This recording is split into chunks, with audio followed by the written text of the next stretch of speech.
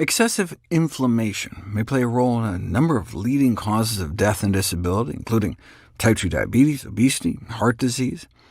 But what are the stimuli that jumpstart the deleterious inflammatory cascade?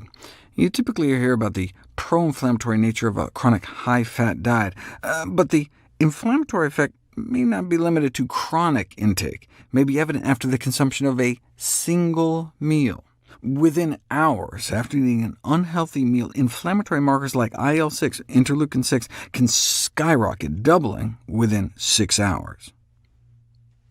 The majority of studies show an increase in IL-6 after the consumption of a high-fat meal. But the meals they tested weren't just filled with meat, eggs, dairy, and oil, but also junky refined carbs like white flour and added sugar. Yes, give people essentially straight butterfat and no carbs, and you can still get a spike in inflammation within hours, proving the added fat itself is pro-inflammatory. But give people straight sugar water without any fat, and you can get the same thing, proving the added sugar is pro-inflammatory too. Why should we be concerned with the inflammatory responses after unhealthy meal ingestion? Because substantial research points to the notion that persistent low-grade inflammation is an underlying factor in several high-mortality chronic diseases, and that diet can contribute to or attenuate that inflammation. You'll note in this graph that IL-6 levels jumped up to about 3 picograms per milliliter. You start regularly getting up to levels of about 3, and that's associated with twice the risk of death. And that increased risk was found across the board, compiling 8 other similar studies, likely because it's linked to an increased risk of heart disease, the #1 killer of men and women, even about as strongly as some other major established risk factors like high cholesterol. Now, not all high-fat foods cause inflammation.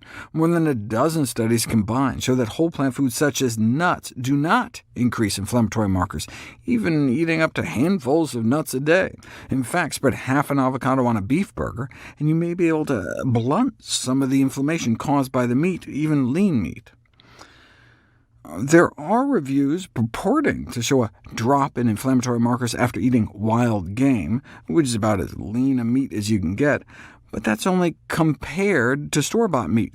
Give people some really fatty meat, and their IL-6 shoots up, as does their tumor necrosis factor and C-reactive protein, inflammatory, within hours of it going into your mouth.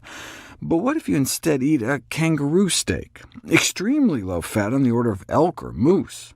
What you get is inflammatory,